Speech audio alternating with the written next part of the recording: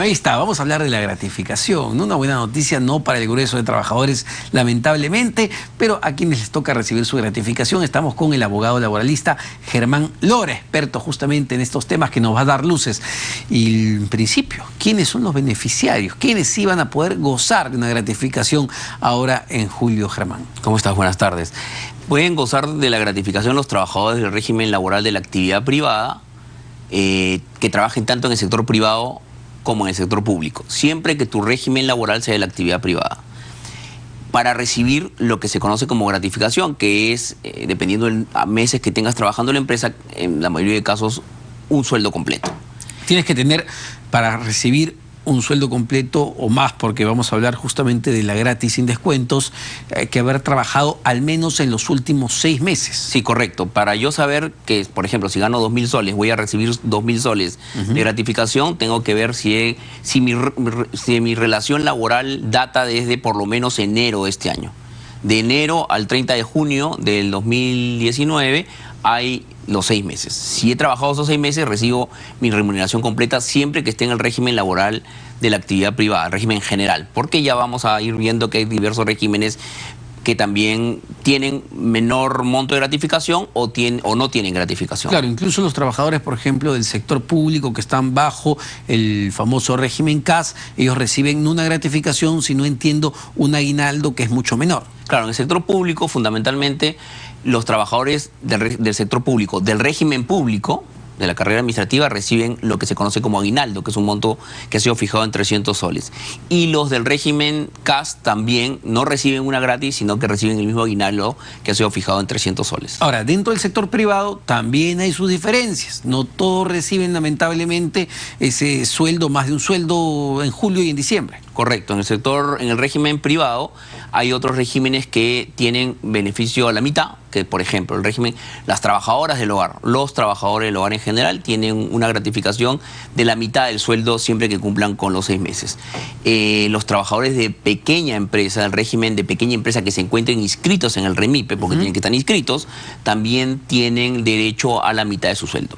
Quienes, por ejemplo, no tienen derecho a un régimen privado, los trabajadores de microempresa, que están en el régimen de la microempresa siempre que estén inscritos también en el REMIPE, y, por ejemplo, los del régimen agrario, este régimen que se ha mencionado mucho en los últimos tiempos, porque su gratificación se encuentra incorporada en el sueldo fijado diariamente o mensualmente por la ley. Ahora, un segmento también, digamos, importante son los jóvenes, ¿no? Los practicantes, ellos tienen un régimen también especial. ¿Ellos reciben propiamente una gratificación? No. Los jóvenes bajo el régimen de las modalidades formativas, que fundamentalmente son las prácticas preprofesionales, las profesionales y la formación laboral o capacitación laboral juvenil, ellos reciben cada 6 meses la mitad de su subvención. O sea, no en estricto, no es en julio y en diciembre, sino cada vez que cumplan 6 meses de estar bajo el convenio de prácticas preprofesionales, profesionales o la formación laboral juvenil. Ahora, es importante, y aquí viene lo bueno y lo que a la mayoría de trabajadores les gusta, que es que la gratis viene sin descuentos, ¿no? La famosa gratis sin descuentos que se empezó a dar, si no me equivoco, y corrígeme por favor, Germán, en la época del gobierno, del expresidente, del segundo gobierno, del expresidente Alan García, durante la crisis, ¿no? Justamente que lo que buscaba era que los trabajadores tengan más plata en el bolsillo para gastar e incentivar la economía. Esto iba a ser transitorio, pero digamos con el tiempo se convirtió en algo permanente, como muchas cosas que son transitorias en este país. Sí, la gratificación en estrictos tendría que tener 2 descuentos: el impuesto a la renta y el aporte a la AFP, ¿no es cierto? Desde hace ya mucho tiempo, casi ya van como 9 años, 8 años, en el cual, primero transitorio, ahora permanente, ya no existe el descuento de la AFP, del sistema de pensiones, sea AFP o ONP. El trabajador de su gratis no le descuentan el monto que corresponde al sistema de pensiones. Pero además no solamente no le descuentan, sino que además el monto que el empleador tiene que pagar de la gratis al Seguro Social de Salud, el 9% o el 6,75%, dependiendo dónde se encuentre en los trabajadores, regresa nuevamente al trabajador como una gratificación extraordinaria. Por eso que se dice que en principio el trabajador recibe 22% más. ¿Por qué 22% más? Porque no le descuento el 13% del sistema de pensiones y además le agrego el 9% que el empleador debería pagar a salud por la gratificación y la norma dice no, voltea y entrégaselo al trabajador. Entonces ahí está el 22% adicional. Y además el impuesto a la renta, como se paga de manera fraccionada todos los meses por la proyección anual, casi la gratificación uno la recibe completamente líquida, ¿no? Pero la gratificación sí está, digamos, expuesta a descuentos de qué tipo. Impuesto a la renta, Impuesto a la renta, sí. Y digamos, juicio de alimentos. Claro. Todos los demás legales o convencionales, si yo tengo un crédito con un préstamo con la entidad empleadora y yo he celebrado un convenio donde digo que la gratificación me sirve para pagar, entonces sí se va a aplicar porque es un descuento convencional o un tema de alimentos o una cuota sindical, lo que las partes hayan regulado. Pero legalmente solamente el tema del impuesto a la renta y lo demás es por orden judicial o por convenio con el trabajador. Y en la práctica, digamos, la cifra no sé si es correcta o actualizada, más de 17 millones de trabajadores, ¿no?, que se encuentran en el país entre formales e informales. ¿Cuántos efectivamente reciben gratificación? Es decir, ¿cuántos realmente esos 17 millones o más de 17 millones de trabajadores peruanos tienen algo que celebrar en julio y en diciembre? Aproximadamente 5 millones y medio de trabajadores. Porque 5 millones y medio de trabajadores que están o en el sector público o en el sector privado, ¿no? Y los 11 restantes o 11 y medio restantes o están en una relación civil, porque acuérdate que los locadores de servicio tampoco, o están en la informalidad, ¿no? Claro, porque eso es importante, ¿no? Mucha gente, no solamente en el sector privado, sino en el sector público, trabaja a través de locación de servicios. No es como si yo fuese un proveedor de un servicio, una empresa particular, la empresa Omar Mariluz, y yo le brindo servicios, no sé, pues por decirlo, al Ministerio de Economía, cuando en la práctica sí soy un trabajador.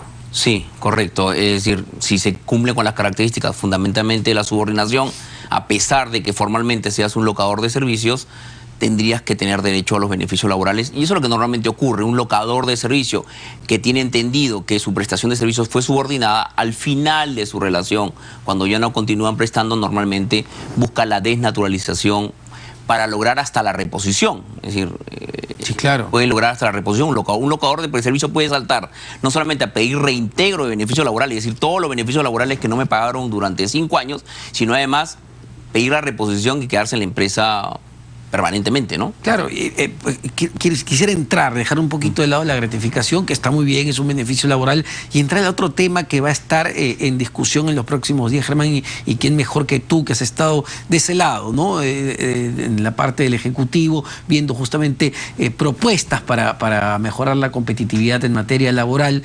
¿Qué hace falta? Porque se ha anunciado que en los próximos días se presenta un informe o un plan de competitividad. Hay 30 propuestas del Ministerio de Trabajo que buscan reformar de alguna manera el marco laboral, hacerlo más moderno. ¿Hacia dónde debería apuntar? Hay algunas luces que se ha dado. Ayer en el diario Gestión salía el tema del empleo juvenil, salía el tema del empleo temporal, o cómo adaptar, por ejemplo, el marco laboral a las nuevas tecnologías. Me refiero a Rappi, Globo, Uber.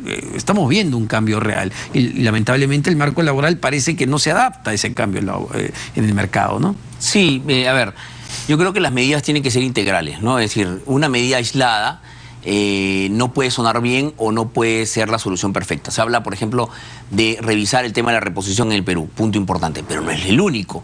Hay que fomentar la contratación de jóvenes.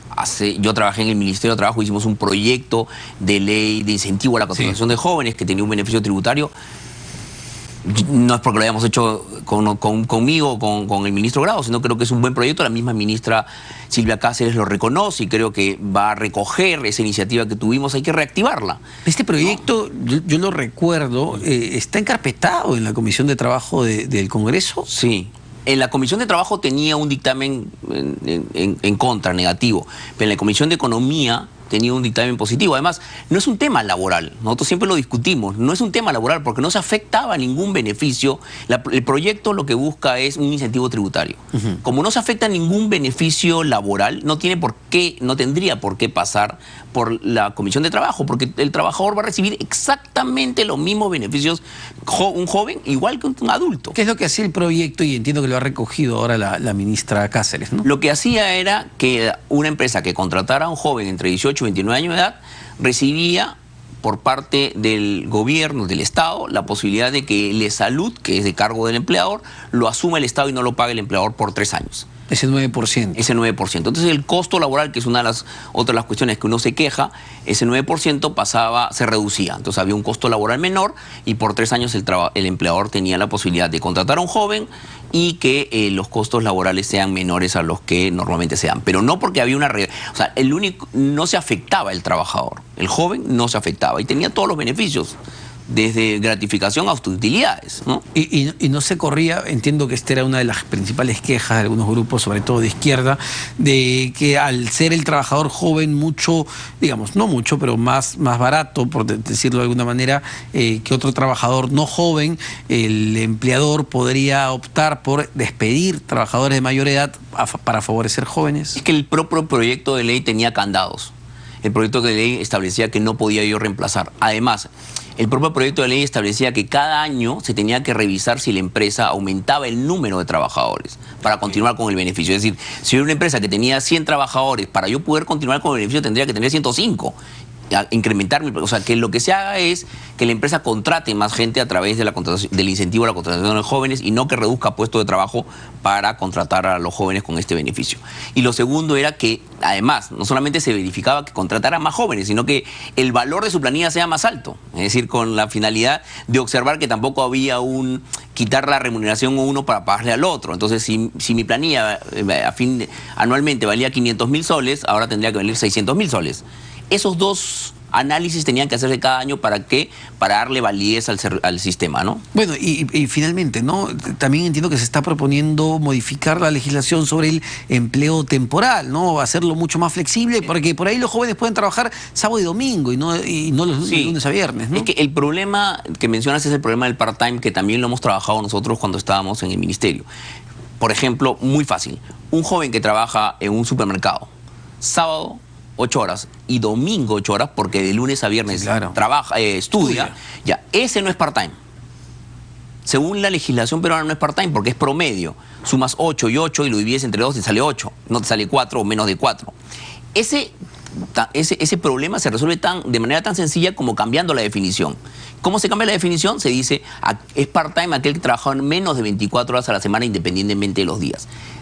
Eso también ha quedado encarpetado y es una figura que sumado al tema del fomento del empleo juvenil más el part-time, yo creo que es un buen inicio para comenzar a trabajar temas de reforma laboral. Perfecto. Germán Lora, abogado laboralista, dándonos luces sobre este tema tan crucial, tan importante, que tiene que ver con el trabajo, con la chamba, con los ingresos, con darle oportunidad de empleo a los más jóvenes, una población sumamente vulnerable. Vamos a esperar, vamos a ver qué es lo que termina presentando el Ministerio de Trabajo y el Ejecutivo en su conjunto para mejorar la competitividad del país y queremos crecer ya a mejores cifras en el mediano y largo plazo. Con eso nos vamos a una pausa, no se despeguen, que venimos con mucho más en Economía y Mercados.